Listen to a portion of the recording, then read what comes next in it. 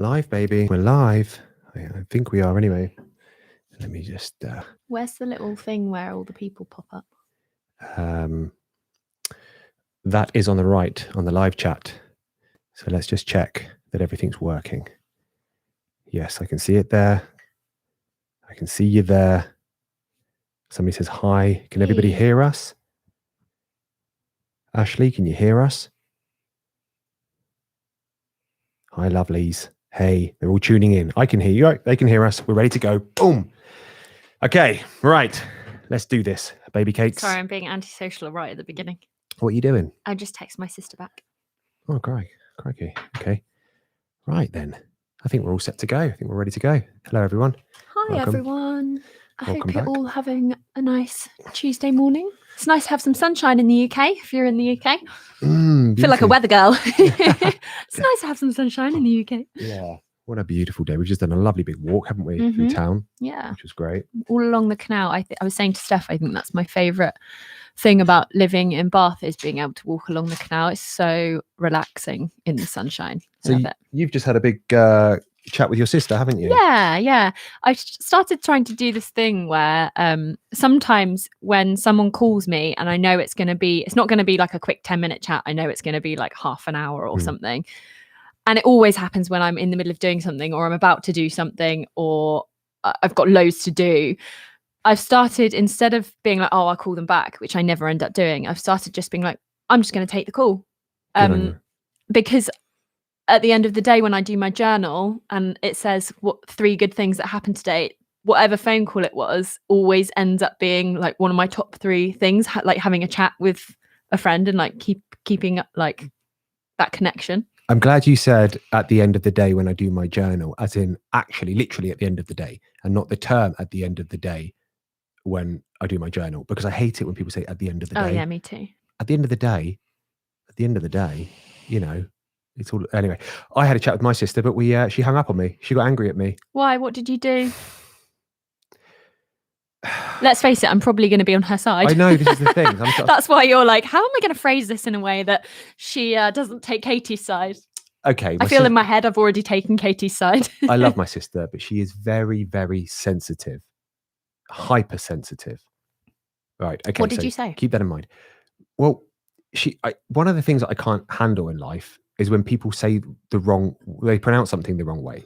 Like Pacific. For specific. Yeah, exactly. Or espresso when they're saying for an espresso. But Katie does this thing where she says, because she works in her job as, she's like, what is it? She does, it's a production manager. That's it. And she works with a lot of Michelin star chefs, but she calls them Michelin star chefs. So do I. I know you do. And I have to constantly correct you. I'm going to keep doing it now. So I sort of said to her, Katie, can you please stop saying Michelin? It's Michelin star, not Michelin. She's like, well, our surname's Michalak and Michalak and Michalak, which is the right one, Steph. And I'm like, oh, she's kind of got me there. But that's beside the point. I was like, please just stop saying it, Kate. Just don't say espresso either. It's nice that we both had a sister chat. Yeah, today. But then mine didn't go well. She hung up on me. She's like, right, tell you what, see you later then or something. Well, you need to learn to let that shit go. Just let her be. Yeah. Why does it bother you so much? I don't want to upset her, bless her. She's just lost her dad. I don't want to, Well, don't upset her then, you twat. I didn't mean to. Well, then you better call her back after this podcast and apologise. You think so? Yeah. Well, apologise for what though? I was just pointing out, I was just correcting her. So who cares? Just if you don't want to upset her and you don't want to sit with that feeling all day, call her back and be like, I'm sorry, I didn't mean to upset you. Are we cool? That's all we got to do. I mean, she should really call me and say I didn't mean to upset you by saying it wrong the whole time. Anyway. Yeah. What have you been up to this week then, Hannah Mags? What day is it? Tuesday. Not a lot so far. It's only Tuesday. Walks, some nice walks in the morning. Doing a bit of my course. That's it, really. What percentage are you through your course now? 25%. Your yoga training baby, course? 25%. It's not bad. Considering you've been doing it like constantly. Oh my God, yeah. Hours and hours and hours. I love it though. Like I really love it. I'm finding it I feel like it's enriching me.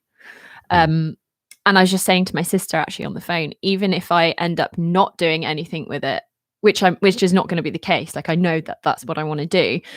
But even if I didn't, I feel like it's just been so beneficial for me. And so kind of, I don't know, it's just kind of made me way more open and aware and weirdly more chilled.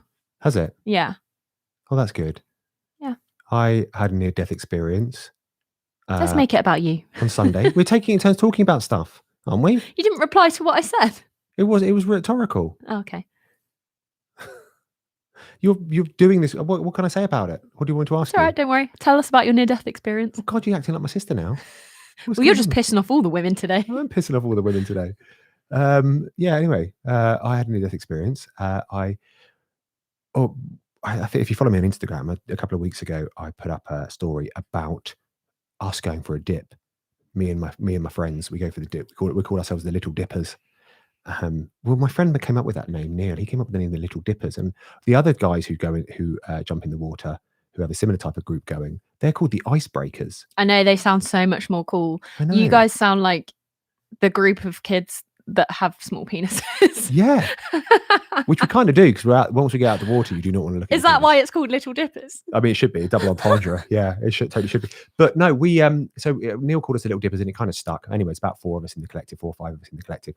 And we go down there and we obviously jump in the river, and we feel really tough that we're doing that, and we feel really great. And then we were doing it last week, I think it was, or about a week ago, and walked past this lady. She must have been about 57, 58, maybe even early 60s. And she was like, what are you doing? You going for a swim? And we're like, no, we're doing our dip. And she's like, we're like, what are you doing? You dipping too? She's like, no, I'm swimming. I'm swimming. And I was like, where are you swimming to? She goes, she's swimming from the aqueduct to the weir, which is about 3K swim. And I was like, hang on a minute. You're in a wetsuit, yeah? She's like, no, just in my skins with a bunch of other ladies. And I was like, what? We're supposed to be the tough guys. And all we're doing is dipping in there and going, oh, come on, guys, we can do this. And then, so then I got really annoyed. I was like, right, okay, we're going to have to do this, guys. We can't have that. We've got to do this with the Little Dippers. We've got to do this. We've got to do this trip. So we arranged it and we did it. And about 8 of us had arranged to do it. And then 4 dropped out last minute. They were like, this is a stupid idea. This is just our ego out of control. And which is what all the wives said. Yeah. Everyone was like, this is really stupid, actually quite dangerous. You just need to get over yourselves. Yeah. So we had our little float bags and we put all our little float, what percentage did you get on that ego test again? The narcissist test? Oh, let's not go back. Let's I'm just saying, the one that ended up Anyway, the only people that did it are Neil and myself. We did it. And I struggled to keep up with Neil because he was actually turned out to be a good swimmer. The other guy's way off as well. So I was like last. And I got to about 5 minutes in the water. And then I was like, that's when it first clicked. I was like, this is a stupid fucking idea. What am I doing? This is ridiculous. Anyway, so I made it mostly doing backstroke, which is the easiest stroke. So we made it doing backstroke, and then got out, and I started to feel really dizzy and nauseous, and I was convulsing in the car, like literally shaking like this. And Grayson was even like, "You okay, Dad?" I couldn't like control my limbs, and I felt like I was going to fail. Yeah, I think it was low-key hypothermia kicking in, but we did it. It took us about 45 minutes to swim in a river. We did it. I did do most of it like with my float bag underneath me, keeping me afloat. But yeah, happy that we did it. Happy that we made it. Happy that we survived. Probably won't do it again in a rush, but now I can feel like a tough guy again. Billy Big Balls. Are you happy now? Yeah, man. Yeah. I am happy I did it. I'm glad I did it. But I did flirt a little bit too intimately with death. So we had a little intimate dance there for a bit. That's probably good for your ego. What? Nearly dying? Well, no, to realise that maybe it wasn't the wisest decision you made. It was fun though. It was one of those things to check off. But the place that we normally do it now, they barricaded it, so we can't get down there. But we just jump over the barricade, and there's all these signs saying no swimming. And I'm like, how dare you stop a bunch of middle-aged men jumping in a fucking river? It's not causing any damage. We don't leave any litter. We go down there, we jump in, we get out, we get dry. And I know, you'd think it was like you're going down there to deal drugs or something, wouldn't exactly. you? And then there's all these signs started popping up saying no swimming in here, no swimming in here. And you're not swimming there. You're literally just bobbing. Just bobbing around in a bit of a river. And then we went down there today, and they barricaded the stairs down. And it was like no entry. We were like, you're not getting in the way of the Little Dippers. We're scaling this. So we all climbed over it awkwardly, like a bunch of awkward dads, and shimmied down the stairs and got down into the water. I'm glad no one popped a hip while you were climbing over the fence. Yeah, I think Neil, when we got up to the top, he said, he goes, we might have to figure out what we're going to do about this, guys, because now we're not allowed down there. I'm like, no, Neil, this makes it even more exciting now that we're not allowed to do it. How dare somebody though not let you go down and dip in a river? How could they do that? Well, if what kind of if weirdo it's would do their that? land, then they can do that. Yeah, I know, but still, it's a bit weird, isn't it, to be like, no, you're not allowed to dip in the river. Come on, we don't get much. Us Depends. middle-aged men. Depends how irritated they are by it. Yeah. Yeah. So, what else you been up to, Hannah Mags? Oh God, I don't know. Don't put me on the spot like that. I was just relaxing into your Little Dipper's story. Yeah, Then I was like, I'll just wait until he like goes off on a tangent about something else. I have also got into my Clubhouse recently. Took a while. Yeah, I don't get it. It took a while to get it. I think maybe it's because I haven't tried it, and there's so many like social media apps and things now that I'm just like, I can't. I'm that person that's like, they say evolve or die. I'm like, I'm fine. I'll just die. That's kind of the mindset we've always had, isn't it? With this stuff, Yeah. It's like, our managers will reach out and say, by the way, this platform's doing this now. You should do that, and we're like, nah, like you should get onto this and do this stuff. And we're kind of like, look at the outcome. I feel like yeah, exactly. I feel like I don't know. I just don't really. I don't know. I just don't really like that kind of constantly having to like listen to other people chat. I don't know. I just feel like I would find that a little bit stressful. There's a lot of noise, but yeah, what I find it's fascinating as a social experiment to be on these apps quite early, because what it is, if nobody's aware of what Clubhouse is, it's basically just like rooms where you have a few people on stage and then a few people in the audience, and the people on stage can pull the people in the audience up onto stage, and then you can speak.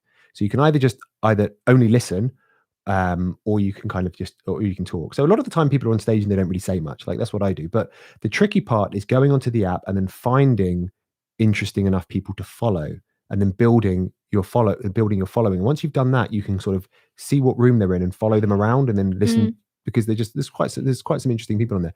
But it's also, the problem is with it, I guess it's quite good actually if you're kind of somebody that is interested in going into like a podcast type format, but doesn't want to be bothered with like getting all the equipment and learning how to like do all of that side of thing. You can literally just drop into this app and like chat to people.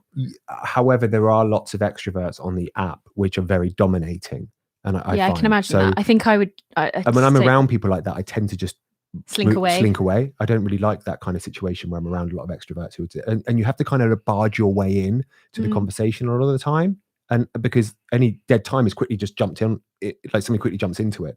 So I feel like I don't really like that. Yeah, dynamic. I feel like I would just sit back and not even want to be involved at all. Because any time in a conversation where you have to battle to be heard or speak, I'm like, I'd rather just sit back and be like, all right, have it. There's loads of rooms like full of, it's mostly got Americans on there, and a lot of them sound like why is that? A lot of them sound like AI. Like they can talk for 10, 15 minutes. You're like, you haven't really said anything.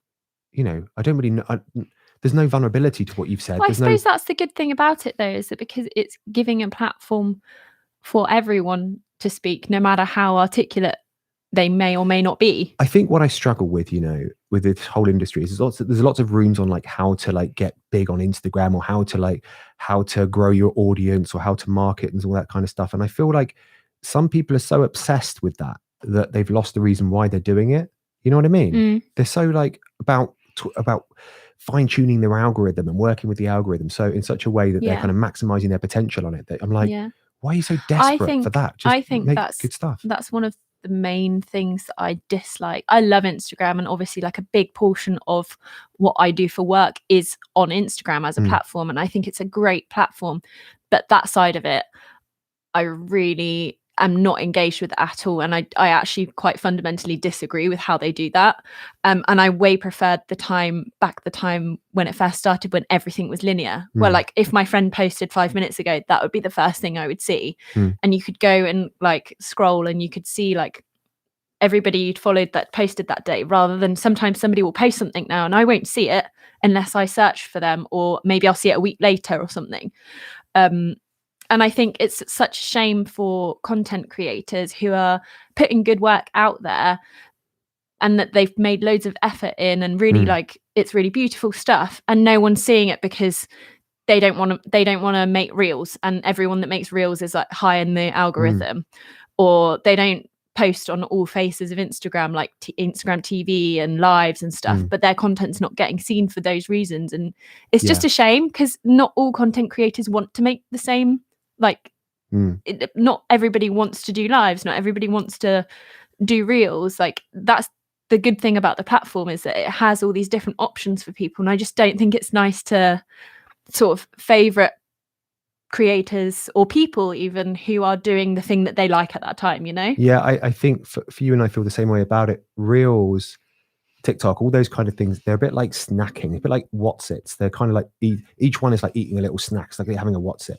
They're so disposable. They're so quick and simple and disposable. But that's the culture that we're in. Yeah, you're right. People want fast content. Evolve or die. Yeah, and I'm such a granny. I'm still a YouTube through and through. I love YouTube content. Yeah. I like to have something that's 20 minutes and have it playing in the background while I'm doing my makeup, or if I'm like waiting in the car on the school run. I love to have like something that I can really invest in, rather than something I see that I just flick past. Yeah. Like, I want to see something that I really appreciate, like what's gone into that content, like what the person's really had to, because you kind of forget that person had to think of an idea, film it, or like photograph it, or whatever, like make sets, choose outfits, do like all this different stuff, and then edit it and then write copy. Like, you kind of forget how much time goes into one post, and we just flick past it.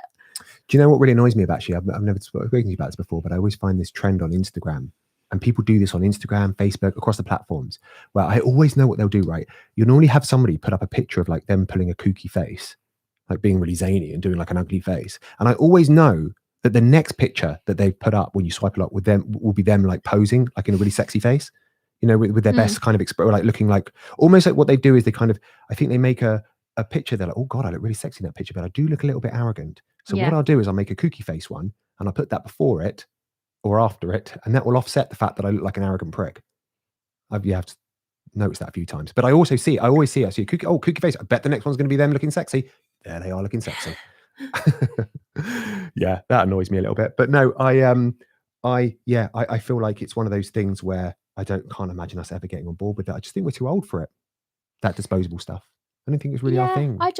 I mean, everyone's different, aren't they? I just don't really like that type of content. I don't really feel like it adds any value to my day. Like, I'd rather pick up one of my books for 5 minutes and read that rather than scroll through reels, you know? So much of the reels that I'm seeing are just like 50 ways to build up your engagement, like 20 things you need to do. I'm like, what? And I don't like that side of it. I think for you and I, it's different though, because we've kind of been at the beginning of these platforms like YouTube and Instagram before anybody was getting paid to create content. Like, we were kind of there doing it because we loved it. So to see it change in such a way, and to see the whole kind of both platforms kind of being, I don't know, kind of people just want to do it to make money, don't they? Which is great. It's great that so many people have the opportunity to work for themselves and to be able to make money from doing something they really enjoy.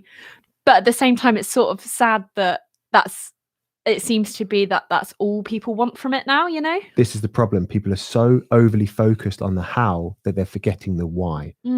They're not remembering why they're doing it. Why are you doing this? What is it for? Is it for money? Is it for notoriety? What is it? What's your reason, man? And that's what people need to address. I've always said this from the start of making videos. You need to first establish what your why is and then build up around that. But everything now is so like, how this, how to do that, how to build your exposure, how to get big here. And everyone's just so obsessed with these metrics. And it's interesting though, 'cause, sorry to interrupt you, but I remember when we got told like a few tips and things, and I just remember thinking in my head, like, I fundamentally disagree with this.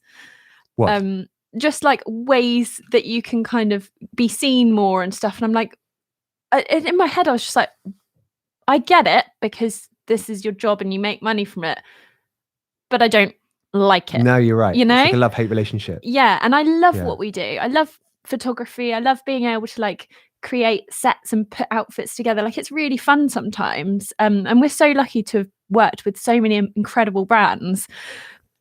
But I think maybe as I get older, I'm just a bit more wary of how it can make somebody feel, or like feeling kind of less, what's the word? Less, like like I just want to move, kind of evolve it. I think that's why I'm doing my yoga stuff, is because I kind of want to evolve that space and having that audience, but being able to give something to them rather than just like putting ads out all the time, like being able to actually give something to other people that's going to make them feel great. And it's, you know, it's what you're doing is almost an antidote for disposable content consumption of just scrolling through stuff. It's about rebalancing. It's about experiencing the now and the space and not being distracted by this inane shit. It's so funny though, because it's such a polar opposite. Like everything I'm learning and doing in my course doesn't couple with being online, and that's one of the things that I love about it, is because I feel like I'm naturally feel like I'm veering away from the online space anyway. But it's such a bit of a head fuck, because I'm like, I want to do all this stuff and I want to use my platform for it, but at the same time I don't. Do you know what I mean? Like it's a weird thing, but I also don't want to do it in real life every day. Like I want to use my platform for that, but I don't want it to become like, even with I got a new Instagram account, the yoga account. What's it called? Yoga by Hannah. But I do feel like, although I want to put content on it, I haven't made any videos yet. And I'm like, I do feel like a bit of a dick just putting up pictures of me posing, because I don't want it to be from a place of like ego, like, but I haven't made any content that's actually going to help anyone yet. And I want to build it so that when I am ready to teach online, there's that audience there, you know? Yeah, of course. But yeah, you feel like a dick putting up pictures of you like stretching. Yeah, I think you feel like a dick doing most things in life. They don't know what life is, just walking around, bumbling around, feeling like a dick the whole time. Yeah, I do feel like a dick a lot. Yeah.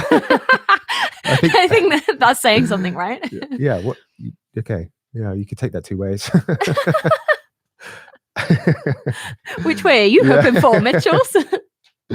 Yeah. So near-death experience, offended my sister, into Clubhouse. What else has been going down? Oh yeah, we got a coin now. We got a crypto coin in our name called. I'm fascinated by crypto. I know. Can we please not get onto that? Like, feel free to chat about it by yourself, but I just cannot sit for any more crypto chat. Okay, I'll just quickly say that I won't talk about it anymore because I know you're so sick of me talking about it. Yeah, it's so like I can't even pretend to be interested in it. It's such a fascinating industry. Yeah, it's fine for you. But all I was going to say is we now have a coin. We have a Michalaks coin on BitClout. If you go to BitClout, BitClout, type for the Michalaks, you can see we have a coin, which is pretty crazy. It's easy to do. Anyone can make one. Elon Musk has one. His coins are worth about $83,000 the last time I checked. Ours are worth about $14. So that's us in comparison to Elon. But someone in the comments, sorry, I was reading the comments while you were talking about Bitcoin. Someone in the comments just asked us how Rufus is doing. That's really sweet to ask. Thanks for asking. I'll just quickly chip in because obviously it's probably not that interesting to most people. So basically our 3-year-old started hair pulling. So he's got a bit of a bald patch, a very big bald patch. Trichotillomania. Is that how you pronounce it? I don't know how you pronounce it. It's a very long word. But he's doing really good. We're kind of just letting him get on with it and do it, which is what we've been told to do, and not acknowledge it or make a thing out of it. But we're thinking when the hairdresser's open, we're probably going to get his hair cut quite short, because one of our viewers messaged Steph and said they used to do it when they were a kid, and that was one thing that helped them to get out of the habit, was having really short hair, because what he does is he twirls it and then pulls it out. And it's like having it all around his finger and then pulling it, and he just likes how it feels. So I don't want to be like, don't do that, because it's his head. Like you can't be like, don't do that, and then he feels guilty and you're like, no, that's not a good thing to do. So so we're gonna cut it all off. I did get down a rabbit hole and found some people on a subreddit thing set up, and people have kind of little like notebooks where they say like 32 days with no pulling and 64 days with no pulling, so people kind of set goals for themselves to not do it because it's such an OCD thing to do. But I've seen him do it. It's like only gets about 5 or 6 little hairs and wraps them around his little finger and kind of tugs it until they come out. And he just likes the feeling.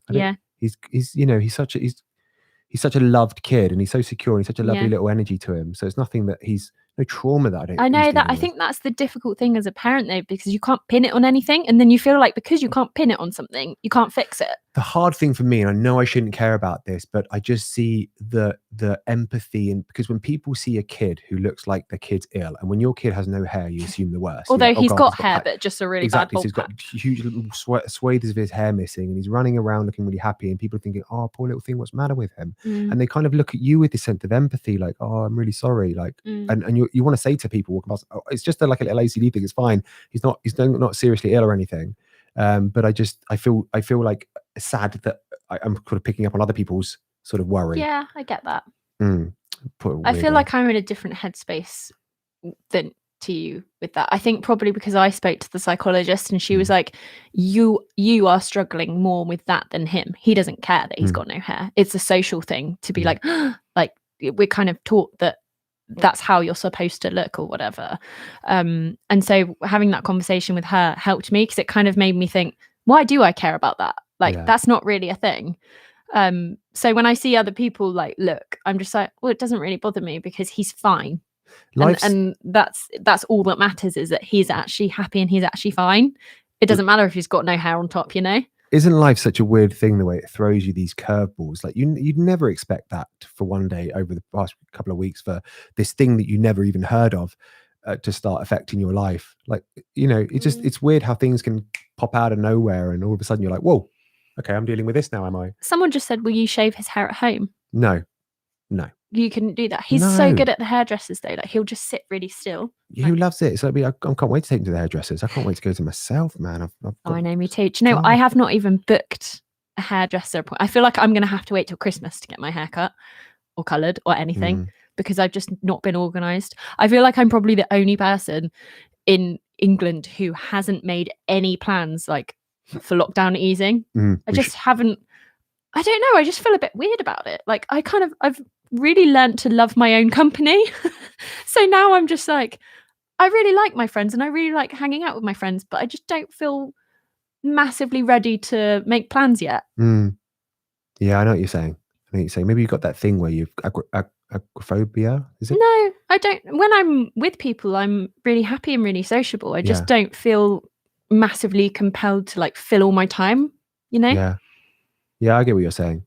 Yeah, I'm looking forward to it being all back to normal now. And we're so close now. God, it's only going to be a matter of a couple of weeks. I can't wait. What time are we picking up the kids, by the way? How much? I need to go in 2.5 hours. I've got to start picking up kids, so I really need to wrap this up actually because I've got stuff to do. Okay, fine. Well, listen, guys, it's gonna be a short one. We've been chatting about half an hour. Thank you so much to everybody who tuned in and listened to this week's podcast. When is the new baby coming? Never. We talked about that on our walk today, didn't we? Yeah. Or not. Like, anyway, we were just wrapping up. Yeah, that's the story for another. We talked about it as if like, no freaking way, no way. And then I'm done. I'm in the new chapter. Yeah, I'll just finish on this. I was saying to Hannah, I think why we're not doing it is because I think kids are programmed to make your life really stressful and really hellish when there's about 2 of them, because then you won't have any more. Because in their little world, if we do this, we're doing this obviously on a subconscious level. If we do this, then they're probably less likely to have another kid. There'll probably be less competition. We'll probably get more food. It's probably some inherent thing that they've just genetically wired up to do, is be really hard work. They both keep asking me for a sister, and I'm like, leave me. Yeah, no. I'm like, you've got one. She's hairy and smelly. Yeah, that's the dog. The dog. Yeah, some hairy, smelly daughter that we secretly had. Right. Anyway. Right. Thanks so much for listening. Thanks for listening, guys. Thanks for all your little comments. Yeah. Been enjoying reading those. We'll be back for more podcast action next week. Thank you very much. Love Take care, everyone. Bye. Enjoy your day. Bye.